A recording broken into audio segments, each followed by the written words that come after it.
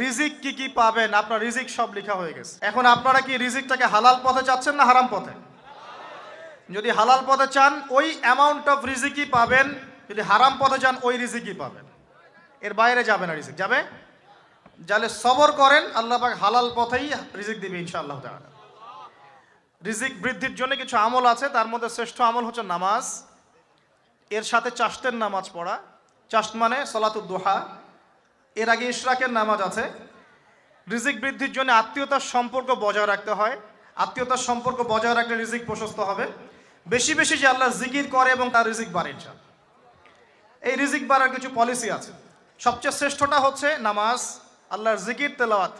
এরপর আমলের মধ্যে আত্মীয়তার সম্পর্ক বজায় রাখা। নবীজি বলছেন কেউ যদি চায় যে তার রিজিকটা লম্বা হোক, হায়াতটা লম্বা হোক, সে যেন আত্মীয়তার সম্পর্ক বজায় রাখে। আত্মীয়তার সম্পর্ক এখন আস্তে আস্তে নষ্ট হয়ে যাচ্ছে না? খেয়াল করে দেখেন, আত্মীয়তার সম্পর্ক আপনি বজায় রাখবেন। মনে রাখবেন, আমি বারবার একটা কথা বলেছি আপনাদের ওয়াজ মাহফিলে, যে পৃথিবীতে যে কাজই করবেন আল্লাহর সন্তুষ্টির জন্য করবেন। আত্মীয়তার সম্পর্ক বজায় রাখবেন আল্লাহর সন্তুষ্টির জন্য, তাদের কাছে কিছু পাওয়ার আশায় না। যখনই আপনি কারো কাছে কিছু পাওয়ার আশা করবেন আপনি কষ্ট পাবেন। যখনই কারো কাছে কিছু পাওয়ার আশা করবেন আপনি কষ্ট পাবেন। কারো কাছে এত বেশি পাওয়ার আশা করবেন না। কার কাছে পাওয়ার আশা করবেন? আল্লাহর কাছে, যে আমি এই কাজটা করছি, আল্লাহ আমাকে পুরস্কার দিবে ইনশাআল্লাহ। আমি আত্মীয়তার সম্পর্ক বজায় রাখছি কেন? আল্লাহর কাছে রিজিকে বরকতের আশায়, আল্লাহর সন্তুষ্টির জন্য। মনে রাখবেন প্রিয় ভাইয়েরা, আমল কবুল হওয়ার শর্ত মোটামুটি তিনটা। কয়টা? এক নাম্বার, আমলগুলো হতে হবে আল্লাহর সন্তুষ্টির জন্য, এক। দুই নাম্বার, আমলটা হতে হবে রাসূলুল্লাহ সাল্লাল্লাহু আলাইহি ওয়াসাল্লামের পদ্ধতিতে, অন্য কারো পদ্ধতিতে নয়। তিন নাম্বার, আমলটা করার জন্যে আপনার রিজিকটা হতে হবে হালাল। হারাম রিজিকের আমল আল্লাহর কাছে কবুল হয় না। আল্লাহ পাক আমাদের সবাইকে হালাল রিজিকের ব্যবস্থা করে দিন এবং রিজিকটাকে প্রশস্ত করুন, আমিন। তো রিজিক লেখা হয়ে গেছে। তিন নাম্বার লেখা হয়ে গেছে এ ব্যক্তি কি কি কাজ করবে দুনিয়ায়, এ ব্যক্তি দুনিয়ায় কি কি কাজ করবে সব লেখা হয়ে গেছে। এখন যদি একটা চোর বলে যে আল্লাহ পাক আমার তাকদিরে লিখেছিলেন যে আমি চুরি করব, তাই আমি চুরি করেছি। এখন যদি একজন ধর্ষক বলে আল্লাহ আমার তাকদিরে লিখেছিল যে আমি ধর্ষণ করব, তাই ধর্ষণ করেছি। এখন যদি যারা এই জনগণের কিছু সম্পদ আত্মসাৎ করে খেয়ে ফেলছে তারা যদি বলে আল্লাহ তাকদিরে লিখছিলেন জন্যই দুর্নীতি করেছি, তাহলে কথাটা কি হবে? গ্রহণযোগ্য হবে? এখন যদি দলিল দেয় তাকদিরে তো লেখা ছিল। এই আকীদাটার নাম হচ্ছে জাবারিয়া আকীদা। কি আকীদা? জাবারিয়া। এমন একজন ব্যক্তি উমর রাদিয়াল্লাহু আনহুর দরবারে এসেছিল। চোর চুরি করেছে, ধরা পড়েছে। উমর রাদিয়াল্লাহু আনহু বলেছেন হাত কেটে ফেলো। তখন সে বলছে যে আমার হাত তো কাটা যাবে না। কেন? আল্লাহ পাক তাকদিরে লিখেছেন আমি চুরি করব, তাই চুরি করেছি। তো উমর রাদিয়াল্লাহু আনহুর সামনে এই কথাটা বলেছে। আর উমর রাদিয়াল্লাহু আনহু কি বিচক্ষণ মানুষ ছিলেন না বোকাশোকা ছিলেন? বলেন, তার মতো শাসক পাওয়া যাবে? তার মতো আরো একজন শাসক আসবে ইনশাআল্লাহ পৃথিবীতে। তার নাম কি? নবী ঈসা আলাইহিস সালাম ইনশাআল্লাহ তাআলা। এবং তার আগে আরো একজন ইমাম আসবেন। তার নাম কি? তার নাম হচ্ছে মুহাম্মদ। কি নাম? তার নাম মুহাম্মদ, তার উপাধি হচ্ছে মাহদি। কখন আসবেন? যখন পৃথিবীতে যুদ্ধ বিগ্রহ ছড়িয়ে পড়বে, ব্যাপক আকারে মালহামা চলবে, তখন আসবেন। কাদের পক্ষে আসবেন? মুসলিমদের পক্ষে। কি উদ্দেশ্যে আসবেন? সারা বিশ্বে জুলুম তুলে ফেলার জন্য। এবং আরেকটা কি উদ্দেশ্য? ওই জেরুজালেম উদ্ধার করার জন্য। কোন জেরুজালেম? যেটা এখন ইহুদিরা দখল করে আছে। চারপাশে আরবরা, মাঝখানে ও কেমন করে দখল করে আছে? আরবদেরকে হাতের মুঠোয় নিয়ে নিয়েছে। এই কারণে মুনাফিকদের উপর টিকে আছে সে, এবং তার পশ্চিমা মিত্রদের উপর টিকে আছে। ঈসা আলাইহিস সালাম কেন আসবেন? এই জায়গাটা পুনরুদ্ধার করার জন্য। ঈসা আলাইহিস সালাম কি পরাজিত হবেন না বিজয়ী হবেন? কত বছর বিশ্ব শাসন করবেন? 40 বছর। এগুলো হবে বিশ্বে, এগুলো হওয়া এখনো বাকি আছে। আরও কি হবে? মুসলিমরা কনস্ট্যান্টিনোপল আবার জয় করবে। এই কনস্ট্যান্টিনোপলের মধ্যে ফিতনা দেখা দিবে অচিরেই, মুসলিমরা ওইটা আবার দখল করবে ইনশাআল্লাহ তাআলা। আরও কি হবে? বললাম ভূমিকম্পের বছরগুলো আসবে সামনে, এবং মুতায়নুন শাদীদ, মহামারীও আসবে। আরও কি? বড় বড় 3টা ভূমিকম্প বাকি আছে এখনো। আগে বলেছি লেকচারে, একটা পৃথিবীর পূর্বে, একটা পশ্চিমে, একটা মাঝখানে। এগুলো এখনো বাকি আছে। বিশ্বে অনেক কিছু হওয়া এখনো বাকি আছে। এখন যা দেখছি এগুলোই স্বপ্ন, এগুলো চলে যাবে। সময় কি হবে? চলে যাবে, আরও নতুন সময় আসবে ইনশাআল্লাহ তাআলা। আমাদের দায়িত্ব কি? আমাদের দায়িত্ব পরিস্থিতি বুঝে দিন ধরে রাখা, আমল করা। এবং মানুষখান ওয়াইন তাতাওয়াল্লাও, তোমরা যদি মুখ ফিরিয়ে নাও, ইয়াস্তাবদিল কওমান গায়রাকুম, আল্লাহ পাক নতুন কওমকে তোমাদের জায়গায় স্থলাভিষিক্ত করবেন। সুম্মা লা ইয়াকুনু আমসালাকুম, তারা তোমাদের মতো হবে না, মানে আমাদের মতো অপদার্থ হবে না। উম্মার বিজয়ের শর্ত কি? আল্লাহ সূরা মুহাম্মাদই বলেছেন, ইন তানসুরুল্লাহ ইয়ানসুরুকুম, তোমরা আল্লাহর দ্বীনকে সাহায্য করো তবেই আল্লাহ তোমাদেরকে সাহায্য করবে। ওয়া ইউসাব্বিত আকদামাকুম, তোমাদের পা আল্লাহ দৃঢ় করে রাখবেন। আমরা আল্লাহকে সাহায্য না করলে আল্লাহ পাক আমাদেরকে সাহায্য করবেন না, সিম্পল। আল্লাহ পাক সূরা রা'দের মধ্যে বলছেন, ইন্নাল্লাহা লা ইউগাইয়িরু মা বিকওমিন হাত্তা ইউগাইয়িরু মা বিআনফুসিহিম, আল্লাহ পাক কোনো কওমের অবস্থা ততক্ষণ পরিবর্তন করেন না যতক্ষণ না সেই কওম তার নিজের অবস্থার পরিবর্তনের চেষ্টা করে। তাহলে আমাদের পরিবর্তন কেন হচ্ছে না? কারণ আমরা নামাজ ছেড়ে দিয়েছি। 90% মুসলিমের দেশে কত পার্সেন্ট নামাজ পড়ে চিন্তা করে দেখবেন। আমরা কোরআন ছেড়ে দিয়েছি। 90% মুসলিমের দেশে কত পার্সেন্ট বিশুদ্ধ করে কোরআন তেলাওয়াত করতে পারে একটু খোঁজ নিয়ে দেখবেন। কোরআন শুমারি করে দেখেন, নামাজ শুমারি করে দেখেন, তাহলে বুঝতে পারবেন। আর যারা কোরআন পড়তে জানে তাদের মধ্যে কত পার্সেন্ট কোরআনের অর্থটা বোঝে, এটা আরও বড় বিষয়। তারপরে আবার কারা মেনে চলে, এটা আরও বড় বিষয়। আর আমরা কতজন মানুষ দিন ইসলামকে সামগ্রিক দিন হিসেবে মানি, এটাও একটা বড় বিষয়। আমরা মানি ঠিকই, আংশিক। যেমন ইবাদত বন্দেগীর জীবনে মুসলমান, অর্থনৈতিক জীবনে গিয়ে আবার সুদখোর, এমন না বিষয়টা? ইবাদত বন্দেগীর জীবনে আমি পাক্কা মুসলিম, কপালে সেজদার দাগ আছে মাশাআল্লাহ, দাড়ি টুপিও আছে মাশাআল্লাহ, কিন্তু ব্যবসায় গিয়ে মাপে কম দিচ্ছি না, ব্যবসায় গিয়ে আমি হারাম ভেজাল দিচ্ছি কিনা, এরকম হচ্ছে কিনা? হচ্ছে। কিন্তু সে কিন্তু মুসলিম এবং নামাজও পড়ে। তা আমাদের সমস্যা ভাই এখানেই। এখন এই সমস্যাটা সলভ করলে ইনশাল্লাহ সব সমস্যা সলভ হয়ে যাবে ইনশাল্লাহ। সমস্যাটা কি? আমরা ইসলামটাকে আংশিকভাবে মানি, পরিপূর্ণ জীবনে ইসলাম বাস্তবায়ন করতে পারছি না। আমি আপনি হয়তো কেউই পারছি না। ফখর করলে বলার নাই যে আমি খুব পারছি, আসলে আমিও পারছি না। কারণ এই যুগে এটা পারাটা খুব ডিফিকাল্ট। এই যুগে পারাটা কি খুবই কঠিন, কিন্তু এটাই তো এই যুগের চ্যালেঞ্জ। নবীজি বলেছেন, তোমাদের সামনে এমন যুগ আসছে যে যুগে ঈমান ধরে রাখাটা হাতের মধ্যে আগুন ধরে রাখার মতো হবে।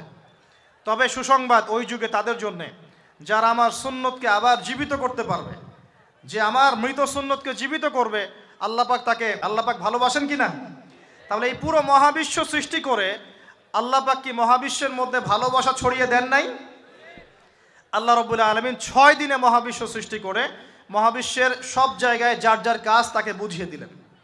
কোন গ্রহ কি কাজ করবে, কোন সৌরজগৎ কেমন করে চলবে, দুনিয়া কিভাবে ঘুরবে, সূর্য কিভাবে উঠবে, চাঁদ কিভাবে আসবে, কোন মাখলুক কি কাজ করবে, ফেরেশতাদের কাজ কি হবে, ইত্যাদি ইত্যাদি। আল্লাহ পাক সমস্ত কাজ বুঝিয়ে দিলেন। সূরা আলিফ লাম মিম সেজদা, হামিম সেজদার মধ্যে আছে, পড়ে দেখবেন। আল্লাহ পাক পুরো মহাবিশ্বের দায়িত্ব বন্টন করে দিলেন। এবার আল্লাহ রাব্বুল আলামিন কি করলেন শোনেন। আল্লাহ রাব্বুল আলামিন বলছেন, এই পুরো মাখলুক কায়নাত সৃষ্টি করার পর আল্লাহ পাক তার রহমতকে 100 ভাগে ভাগ করলেন। কত ভাগে? আল্লাহ পাকের দয়া, রহমত, ভালোবাসাকে 100 ভাগে ভাগ করলেন। ভাগ করে মাত্র এক ভাগ আল্লাহ পাক পুরো মহাবিশ্বে ছড়িয়ে দিলেন, বলেন সুবহানাল্লাহ। বাকি 99 ভাগ রহমত আল্লাহ পাক তার কাছে রাখলেন। এই এক ভাগ ভালোবাসার কারণেই এই যে সন্তান কান্না করলে মায়ের বুক ফেটে যায়, সন্তান অসুস্থ হলে বাবার বুক ফেটার কারণে আমরা দেখি যে রাস্তার কুকুর পর্যন্ত তার বাচ্চাকে চাটে, আদর করে, মহব্বত করে। এই এক ভাগ রহমতের কারণে আমরা আমাদের স্ত্রীদেরকে মহব্বত করি, স্ত্রীকে সুখে রাখার জন্য জীবনটা পর্যন্ত বিলিয়ে দেয়, সকাল থেকে রাত পর্যন্ত। কোনো ক্ষেত্রে হারাম পথে যেতেও দ্বিধা করি না, স্ত্রী সন্তান সুখে থাক এই আশায়, তাই না ভাই? এই এক ভাগ রহমতের কারণে গাভী দেখবেন, গাভী তার বাচ্চাকে প্রসবের পর চাটে, গাটা চেটে পরিষ্কার করে দেয়। এই এক ভাগ রহমতে পুরো কায়নাত টিকে আছে। আর নবী সাল্লাল্লাহু আলাইহি ওয়াসাল্লাম বলছেন, বাকি 99% রহমত আল্লাহ পাক তার কাছে রেখেছেন। এই রহমত এবং ভালোবাসা দিয়ে আল্লাহ পাক কিয়ামতের মাঠে মানুষকে মাফ করবে ইনশাআল্লাহ। তার মানে বলেন আল্লাহু আকবার। তার মানে আমরা আশা করতে পারি ইনশাআল্লাহ তাআলা আমরা আল্লাহর জান্নাত পাবো ইনশাআল্লাহ। পাবো কি না? শুধু একটা কাজ যদি উম্মত করতে পারে জান্নাত পাবে। বলে দিব কোনটা? অনেক কাজই আছে, কিন্তু স্পেশাল একটা কাজ, একটা আল্লাহ রাব্বুল আলামিন মেরাজের রাতে তার নবীকে উঠিয়ে নিয়েছিলেন, উঠিয়ে নিয়ে কাছে নিয়ে আসছেন, একদম কাছে, আর যে আরশের কাছাকাছি। নবী সাল্লাল্লাহু আলাইহি ওয়াসাল্লাম বলছেন ওই সময় তার উপর 3টা স্পেশাল ওহী করা হয়েছে। কয়টা? 3টা। একটা হচ্ছে 50 ওয়াক্ত নামাজ। কত ওয়াক্ত? এটা কমতে কমতে কমতে কত ওয়াক্ত হয়েছে? 5। 5কেও কমানোর জন্য কোন নবী বলছিলেন? মুসা আলাইহিস সালাম বলছেন 5ও পারবে না, কমাই নিয়ে আসেন। 5ও যে পারবে না, মুসা আলাইহিস সালাম কেমন করে জানলেন? তার উম্মত 2 ওয়াক্ত নামাজ ফরজ। কয় ওয়াক্ত নামাজ ফরজ ছিল? ওই 2 ওয়াক্ত তার আদায় করতে পারে নাই। এই অভিজ্ঞতা থেকে তিনি বলেছেন যে আপনার উম্মত 5 ওয়াক্ত পারবে না। সত্যি না মিথ্যা কথাটা? আসলেই কি উম্মত 5 ওয়াক্ত নামাজ পড়তে পারছে? আচ্ছা, যাই হোক, আল্লাহ পাক আমাদেরকে পড়ার তৌফিক দান করুন। দ্বিতীয় ওহী হচ্ছে সূরা বাকারার শেষের 3টা আয়াত। কয় আয়াত? সূরা বাকারার শেষের 3 আয়াত ওহী করেছেন কে? আল্লাহ রাব্বুল আলামিন। কোন ব্যক্তি যদি রাতের বেলা সূরা বাকারার শেষের 3টা আয়াত পড়ে সারা রাত ইবাদত করার নেকি পাবে ইনশাআল্লাহ। আর 3 নাম্বারটা হচ্ছে স্পেশাল, সেটা হচ্ছে আল্লাহ পাক বলেছেন, হে মুহাম্মদ সাল্লাল্লাহু আলাইহি ওয়াসাল্লাম, বলেন সাল্লাল্লাহু আলাইহি ওয়াসাল্লাম, তোমার উম্মতের কোনো ব্যক্তি যদি আসমান জমিনের সমান গুনাহ নিয়ে আমার সামনে দাঁড়ায়, আসমান জমিন সমান গুনাহ নিয়ে আমার সামনে দাঁড়ায়, কিন্তু আমার সাথে শিরকের পাপ নাই, আমার সাথে কোনো শিরকের পাপ করে নাই, ইনশাআল্লাহ আমি আল্লাহ তার সামনে আসমান জমিন সমান ক্ষমা নিয়ে হাজির হব ইনশাআল্লাহ। তার মানে আমরা যদি ইনশাআল্লাহ তাআলা শিরকের পাপ থেকে দূরে থাকতে পারি, ইনশাআল্লাহ আশা করা যায় আমরা আল্লাহর সন্তুষ্টি পাবো ইনশাআল্লাহ। এরপর আল্লাহ রাব্বুল আলামিন কি করলেন? আল্লাহ রাব্বুল আলামিন পুরো মহাবিশ্ব সৃষ্টি করে সব দায়িত্ব ভাগ করে দিলেন। ভাগ করে দেওয়ার পরে আল্লাহ পাক জান্নাত জাহান্নাম সৃষ্টি করেছেন কিনা? আচ্ছা, জান্নাত এবং জাহান্নাম কার কার জন্য সৃষ্টি করেছেন বলেন? জিন আর মানুষ। আচ্ছা, এখন জান্নাতের চেয়ে কি শান্তির কোনো জায়গা আছে? আচ্ছা, এই জান্নাত কার জন্য সৃষ্টি করেছেন? জিন আর মানুষ। আচ্ছা, তাহলে আল্লাহ পাক মানব জাতিকে ভালোবাসেন কিনা? ভালোবাসেন কিনা? আপনি যখন কাউকে ভালোবাসবেন তাকে সবচেয়ে সুন্দর গিফট দিতে চাইবেন কিনা? তার জন্য সবচেয়ে ভালোটা কিনতে চাইবেন কিনা? আল্লাহ পাক জান্নাত তৈরি করেছেন কাদের জন্য? আমাদের জন্য। তার মানে আল্লাহ পাক আমাদেরকে ভালোবাসেন কিনা? অবশ্যই বাসেন। আল্লাহ রাব্বুল আলামিন জাহান্নামও তো সৃষ্টি করেছেন। এখন যদি বলি যে তাহলে আল্লাহ পাক কি আমাদেরকে ভালোবাসেন না, জাহান্নামে কিভাবে দিবেন? উত্তরটা কি হবে তাহলে? উত্তর হচ্ছে এই যে যদি আল্লাহ না করুক কোনো ব্যক্তি জাহান্নামে যায়, তাহলে বুঝতে হবে সেই ব্যক্তি জাহান্নামে যাওয়ার যোগ্য ছিল বলেই জাহান্নামে গিয়েছে। কথা কি বুঝতে পারছেন? আর যদি কোনো ব্যক্তি জান্নাতে যায়, তাহলে বুঝতে হবে সেই ব্যক্তির উপর আল্লাহ পাক দয়া করেছেন বলেই সে জান্নাতে গিয়েছে। মানুষ তার আমল দিয়ে জান্নাতে যেতে পারবে না, মানুষ তার আমল দিয়ে জান্নাতে যেতে পারবে না, আল্লাহর দয়া অনুগ্রহ দিয়ে জান্নাতে যাবে ইনশাআল্লাহ তাআলা। আল্লাহ পাক আমাদের সবাইকে সেই দয়া অর্জন করার তৌফিক দান করুন। সামনে রহমত পাওয়ার একটা সুবর্ণ সুযোগ আসছে, সেটা হলো রমজান মাস। কি মাস? রমজান মাস। আমরা দোয়া করি আল্লাহ পাক আমাদের সবাইকে সুস্থতার সাথে রমজানের সবগুলো রোজা রাখার তৌফিক দান করুন। নবীজি বলেছেন এই মাসে যে ইবাদত করে তার গুনাহ মাফ করাতে পারলো না, তার জন্য ধ্বংস। বলি নাউজুবিল্লাহ।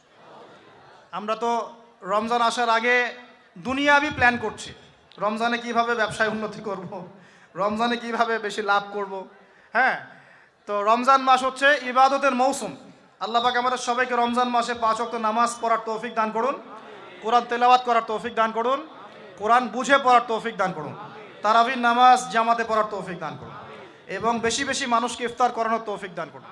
যাদের যাকাত ফরজ হয়েছে, যাকাত দিচ্ছেন না, আল্লাহর ওয়াস্তে রমজান মাসে যাকাত দিয়ে দিবেন ইনশাআল্লাহ। আর আমি কিন্তু আগেই বলেছি রমজান মাসে ভাই দ্রব্যমূল্যের দাম কিন্তু খুব চড়া ওঠানামা করবে। অতএব যাদের সামর্থ্য কম তাদের ঘরে ইফতার পৌঁছে দেওয়ার দায়িত্ব কার? যা আমাদের। যাদের সামর্থ্য আছে তারা, যারা সামর্থ্যবান নয় তাদের ঘরে ঘরে মাসের বাজার পৌঁছে দেবেন ইনশাআল্লাহ তাআলা। আল্লাহ পাক তৌফিক এনায়েত করুন, বলি আমিন। এবার দেখেন আল্লাহ পাক সৃষ্টি করলেন আদম আলাইহিস সালামকে। কাকে? এর আগে আল্লাহ পাক জিন জাতি সৃষ্টি করেছেন, আমি ওইদিকে যাচ্ছি না, আমি মানুষের কথা বলছি। আদম আলাইহিস সালামকে আল্লাহ পাক কেমন করে সৃষ্টি করেছেন? আল্লাহ পাক সূরা সাদের মধ্যে বলেছেন যে খলাকতু বিয়াদাই, খলাকতু বিয়াদাই, আমি আদমকে আমার হাত দিয়ে সৃষ্টি করেছি। কি দিয়ে? হাত দিয়ে। এটা কি ভালোবাসার বহিঃপ্রকাশ নয়? আল্লাহ পাক কি আমাদের